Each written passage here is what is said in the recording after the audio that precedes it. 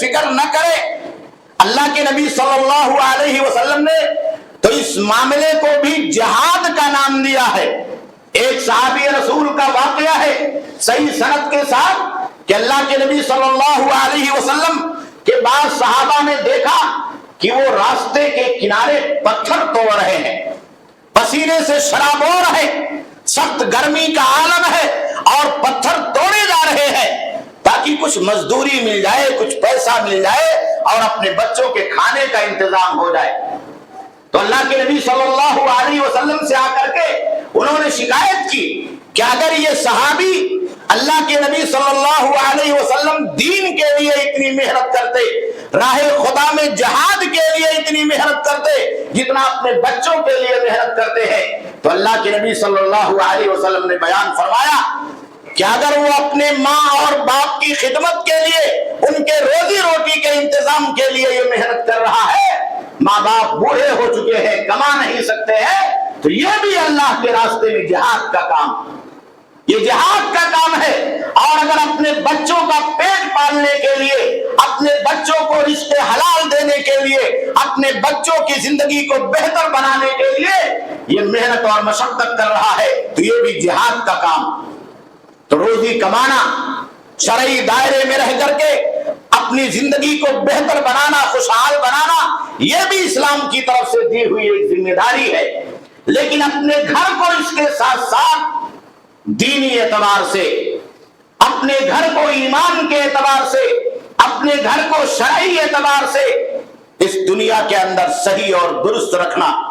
اپنے اولاد کی صحیح تربیت، ایمانی تربیت، شرعی تربیت، دینی تربیت کی فکر کرنا کہ وہ دنیا کے اندر بھی کامیاب ہونے کے ساتھ آخرت میں بھی اللہ رب العالمین کی بارگاہ میں کامیاب ہو سکے، اس کا بار بار اللہ رب العالمین نے حکم عطا فرمایا۔ اسی لیے دوسری آیت کریمہ میں اللہ رب العالمین نے بیان فرمایا، یا ایھا الذین آمنوا قوا انفسکم واہلیکم نارا، کیا اے لوگوں جو ایمان لائے ہو، اپنے آپ کو اور اپنے بال بچوں کو جہنم کے عذاب سے بچاؤ۔ انسان خود اپنی زندگی کا مسئول ہے، ذمہ دار ہے۔ ہماری اور آپ کی مسئولیت اپنی زندگی کے لیے بھی ہے کہ ہم اس دنیا کے اندر دنیا کمانے کے ساتھ اپنے آپ کو کتنا دین سے جوڑ رہے ہیں، آخرت سے جوڑ رہے ہیں، اللہ کی رضامندی سے جوڑ رہے ہیں، نیکیوں سے جوڑ رہے ہیں، ایمان سے جوڑ رہے ہیں، شرعی تعلیم سے جوڑ رہے ہیں، اس دنیا میں قرآن سے اور پیارے نبی جناب محمد رسول اللہ صلی اللہ علیہ وسلم کے لائے ہوئے پیغام سے جوڑ رہے ہیں۔ اور اس کے ساتھ کنبے اور قبیلے کی ذمہ داری، اہل و عیال کی بال بچوں کی ذمہ داری ہے۔ قوا انفسکم واہلیکم نارا، اپنے آپ کو اور اپنے بچوں کو جہنم کی آگ سے بچاؤ۔ یہ اللہ رب العالمین کی طرف سے اس دنیا کے اندر ایمان کے راستے پر ایسی تربیت کا حکم ہے کہ ایک بندہ اس تربیت کے ذریعے سے اپنے آپ کو اللہ رب العالمین کے عذاب سے، اللہ کے غیظ و غضب سے اور جہنم کے اندر جانے سے بچا کر کے اللہ کی رضامندی کا، اللہ کی خوشنودی کا اور جنت کا مستحق بن جائے۔ اسی لیے ہم اور آپ دیکھتے ہیں کہ ایک کنبے کی فلاح و بہبود کے لیے، گھروں کی صحیح اصلاح اور تربیت کے لیے اللہ کے نبی صلی اللہ علیہ وسلم نے بہت بنیادی احکامات دیے ہیں۔ حضرت آدم اور حوا علیہ السلام کے ذریعے سے اس دنیا کو اللہ رب العالمین نے آباد کیا، اور وہیں سے میاں اور بیوی کی شکل میں، جوڑے اور جوڑی کی شکل میں اللہ رب العالمین نے اس دنیا کے اندر کنبے کو وجود بخشا، جو اس بات کی دلیل ہے کہ ہماری اور آپ کی زندگی میں جو خاندانی زندگی ہے، جو ازدواجی زندگی ہے، شوہر اور بیوی کی زندگی ہے، وہ بہت بنیادی زندگی۔ اسی لیے اللہ کے نبی صلی اللہ علیہ وسلم نے ہر مسلمان آدمی کو اس بات کا حکم عطا فرمایا ہے کہ وہ اپنی زندگی کو بسانے کے لیے، ایک خاندان کو اس دنیا کے اندر بنانے کے لیے اور اپنے لیے ایک سوسائٹی اور ایک معاشرہ اس دنیا میں اس روئے زمین پر تشکیل دینے کے لیے نیک بیوی کا انتخاب کرے، مومنہ اور صالحہ عورت کا انتخاب کرے۔ گھر وہیں سے بنتا، گھر کی ابتدا وہیں سے ہوتی ہے، وہی ماں بننے والی ہے، وہی گھر کی ملکہ اور سربراہ بننے والی ہے، وہی گھر کی مسئول اور دیکھ ریکھ کرنے والی، نگرانی کرنے والی بننے والی ہے، اور اسی کی کوکھ سے وہ نسلیں جنم لینے والی ہے جس کے ذریعے سے خاندان وجود میں آئے گا، کنبہ وجود میں آئے گا، اور اس دنیا کے اندر ہر انسان کو خوشحالی حاصل ہوگی۔ اسی لیے اللہ کے نبی صلی اللہ علیہ وسلم نے خیر متاع الدنیا المرأۃ الصالحہ کہا، دنیا کی سب سے قیمتی دولت اگر کوئی چیز ہو سکتی ہے اور بن سکتی ہے تو وہ ہمارے اور آپ کے گھروں کو بنانے والی، ہمارے اور آپ کے گھروں کو سنوارنے والی وہ بیوی ہے جو نیک ہو، جو سچائی کے اوپر چلنے والی ہو، جو اللہ کے راستے پر قائم رہنے والی ہو، جو اپنے گھر کو نیکی کے اوپر چلانے والی ہو، اور جو اللہ اور اللہ کے نبی صلی اللہ علیہ وسلم کے راستے پر چلنے کا جذبہ رکھنے والی۔ اسی لیے پیارے نبی جناب محمد رسول اللہ صلی اللہ علیہ وسلم نے اس بات کا حکم عطا فرمایا کہ ایک آدمی کو چاہیے کہ اپنے لیے مومنہ بیوی کا انتخاب کرے، اور ایسی مومنہ بیوی کا انتخاب کرے تعینہ علی امر الآخرہ، جو بیوی دنیاوی زندگی کے ساتھ آخرت کے معاملے میں، آخرت کو بنانے میں بھی آپ کی مدد کرے۔ یہ بہت بنیادی چیز ہے۔ ماں اور بہنوں کو چاہیے گھروں کے اندر بچوں کی نگرانی کرنے والی ان ماؤں کو، ان خواتین کو چاہیے کہ وہ اپنے گھروں کے اندر اپنے گھروں کو بہتر بنانے کے ساتھ، اپنے کچن کو بہتر بنانے کے ساتھ، اپنے گھروں کو سجانے اور سنوارنے کے ساتھ اپنے بچوں کے آخرت کی زندگی اور اپنے اس گھر کو دنیا کے ساتھ آخرت کے اعتبار سے بھی سجانے اور سنوارنے کی کوشش کرے اور اس میں لگی رہے۔ اس حدیث کا تقاضا یہی ہے۔ اسی لیے اللہ کے نبی صلی اللہ علیہ وسلم نے جہاں شادی اور رشتے کی بات آئی تو اس بات کا حکم عطا فرمایا کہ اگر تمہارے پاس کوئی آدمی ایسا آئے جو دیندار ہو اور جس کے اخلاق اور کردار اچھے ہو اور تم اس کو پسند کرتے ہو، اس کی دینداری اور اس کے اخلاق کے اعتبار سے، تو چاہیے کہ اس سے اپنی بیٹی کی شادی کر دو۔ تو گویا کہ یہ بنیادی چیز ہے کسی گھر کو بنانے کے لیے کہ گھروں کے اندر رہنے والی وہ بیوی جو ماں بننے والی ہے، جو ماں کی شکل میں گھر کی ذمہ داری نبھانے والی ہے، بیوی کی شکل میں بچوں کی ذمہ داری، ان کی تربیت کی ذمہ داری نبھانے والی ہے، وہ مومنہ ہو، وہ صادقہ ہو، وہ صالحہ ہو، وہ اپنے شوہر کی آخرت کے امور پر کتاب اور سنت کی روشنی میں اللہ رب العالمین سے قریب کرنے کے لیے اور اس کی آخرت کو بنانے کے لیے مدد کرنے والی ہو، اور اس کے ساتھ دنیا کی زندگی میں صحیح پارٹنر بننے کے ساتھ آخرت کی زندگی کو بنانے کے لیے بھی اس دنیا کے اندر شراکت داری نبھانے والی۔ اللہ کے نبی صلی اللہ علیہ وسلم نے اس کے بعد اس گھر کے والدین کو اور سرپرستوں کو بہترین قدوہ اور نمونہ بننے کا، آئیڈیل بننے کا حکم دیا۔ کوئی بھی گھر کسی سربراہ کے ذریعے سے، کسی اگوا کے ذریعے سے، چاہے وہ ماں اور باپ کی شکل میں ہو،